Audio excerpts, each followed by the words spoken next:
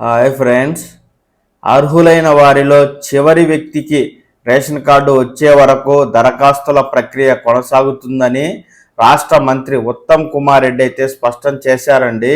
ఈ నెల 26 నుంచి 4 పథకాలు అమలు చేస్తున్నామని, వీటి కోసం గ్రామ సభల్లో నిజమైన లబ్ధిదారులను ఎంపిక చేస్తుంటే ప్రతిపక్షాలు అసత్య ప్రచారం చేస్తూ గొడవలు సృష్టిస్తున్నాయని, సామాజిక మాధ్యమాల్లో ఆ వీడియోలు వైరల్ చేసి ప్రభుత్వంపై బురద జల్లుతున్నాయని మండిపడ్డారు.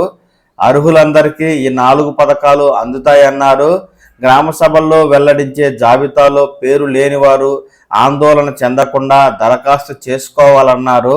రాష్ట్ర ప్రజల్లో 72% పైగా ప్రజలకు రేషన్ కార్డులు అందుతాయని తెలిపారు.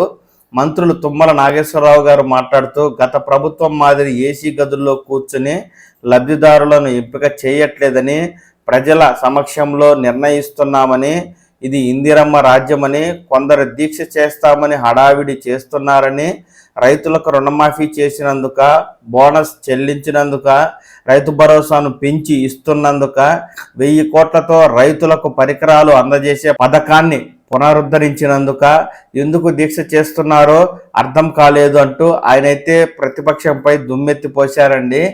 ఈ నేపథ్యంలో అర్హులైన వారు చివరి వ్యక్తికి కూడా రేషన్ కార్డు అందించే వరకు దరఖాస్తులు తీసుకుంటూనే ఉంటామంటూ పౌర సరఫరాల శాఖ మంత్రి ఉత్తమ్ కుమార్ రెడ్డి అయితే కీలక వ్యాఖ్యలు చేసిన నేపథ్యంలో ఎవరైతే రేషన్ కార్డు లేని అర్హులు ఈ మేరకు గ్రామ సభల్లో దరఖాస్తు చేసుకుంటే తదుపరి విచారణ చేసి అర్హత ఉన్నట్లయితే కొత్త రేషన్ కార్డును త్వరలోనే ప్రభుత్వం మంజూరైతే చేస్తుంది.